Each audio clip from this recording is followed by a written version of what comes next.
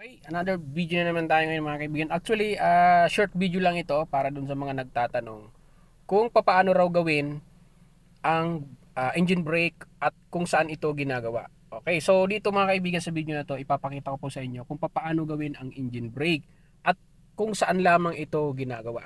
So dito mga kaibigan, bibigyan ko kayo ng dalawang sitwasyon kung saan natin pwedeng magamit ang engine brake. So katulad nito, nandito tayo ngayon sa palusong. Yan. So kung nandun po kayo sa mga pababa or palusong, lalong-lalo na yung mga matatarik, sobrang tarik, tapos mahaba yung lusong, so loaded yung sasakyan nyo, may sakay po kayo sa likod.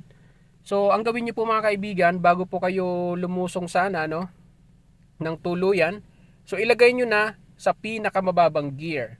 So ilagay nyo sa first gear, yan, sa primera. Bago kayo lumusong, hayaan nyo siya na nakapremera hanggang sa makababa po kayo.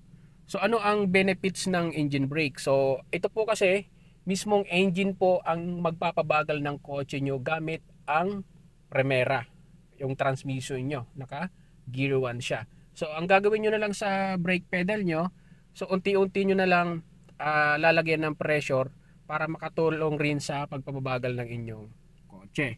So ngayon mga kaibigan, ilagay natin ang first gear. So clutch down, tapak ng clutch agad. Tapos lagay natin ng first gear. Baba natin ang ating handbrake. So dito kung makikita nyo, pababa po ito mga kaibigan.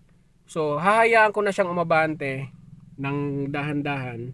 Bibitawan ko yung clutch ng dahan-dahan kasi gagalaw na naman ito pababa. Hanggang sa mabitawan ko yung clutch pedal. Kung mapapansin nyo, wala na yung pa ako sa clutch pedal. Alisin ko din yung pa ako sa brake. Yan. So ito po yung takbo ng ating kotse dito sa mga pababa.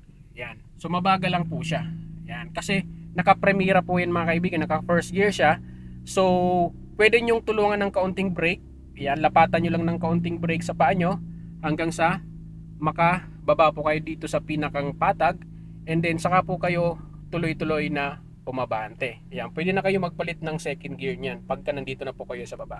So take note mga kaibigan, pwede nyo itong gawin sa mga palusong yung sobrang lusong talaga na mahaba. Yan, mahaba yung lulusungin nyo. Katulad nung halimbawa galing kayo ng Baguio, pababa kayo ng Baguio. So pwede kayong mag first gear na, tapos loaded pa yung kotse nyo. So saan pa maginagamit ang engine brake? Katulad nito, patag. Yan, pwede rin po kayo mag engine brake dito. Let's say na walang po kayo ng brakes. Yan, so pagtapak nyo ng brake pedal, wala na, hindi na bumabagal, hindi na huminto. So ang paggawa po ng engine brake, so kung nandun po kayo sa mataas na cambio, let's say ayan, lagay natin ng gear 3, nasa gear 3. Yan. So kailangan mailipat nyo siya ng first gear. So daan muna kayo ng second gear. Clutch down, lipat ng gear 2. Then bitaw ng clutch. Then clutch down ulit, lipat ng gear 1. Then bitaw ng clutch hanggang sa mapabagal nyo po ang inyong kotse na nasa gear 1.